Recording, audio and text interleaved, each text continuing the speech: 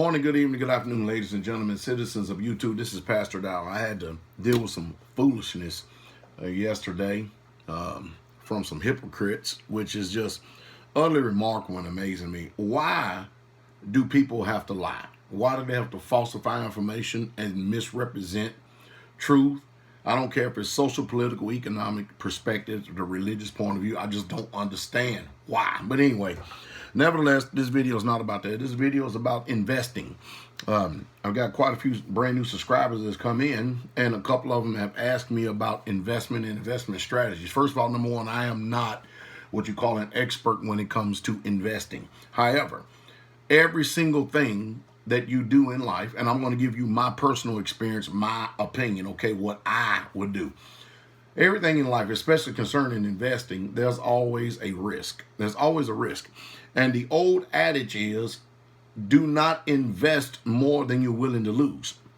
I mean, there are many things that we've done foolishly in life with, and we've had nothing to show for it, even including if you're investing in stocks. You could lose everything, but then at the same time, you could gain. I mean, think about it. If you stayed in the stock market in 2011 and you didn't touch anything 10 years later, what would you be at right now? You'd be double on your investment stuff. It's just part of the risk and the reward.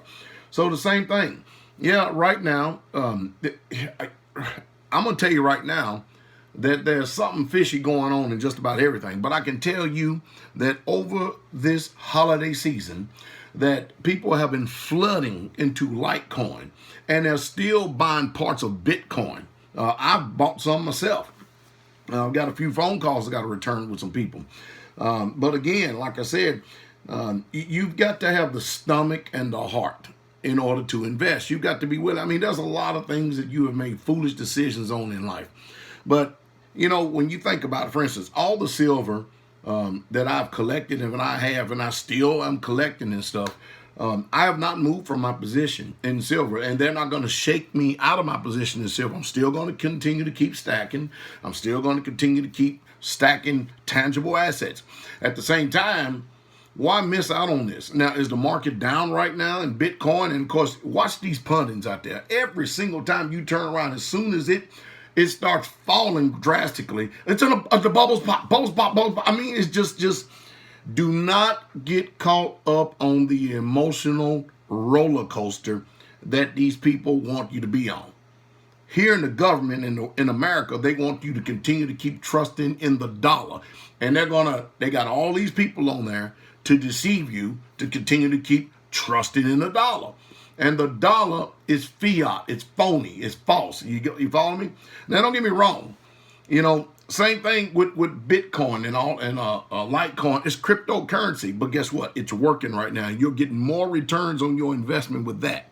Now, right now, in the last few weeks, has it been volatile? Has it gone up and gone down? I've sat here and watched Bitcoin go from 19,000 to 14,000. I sit and watched it from the times I could see it.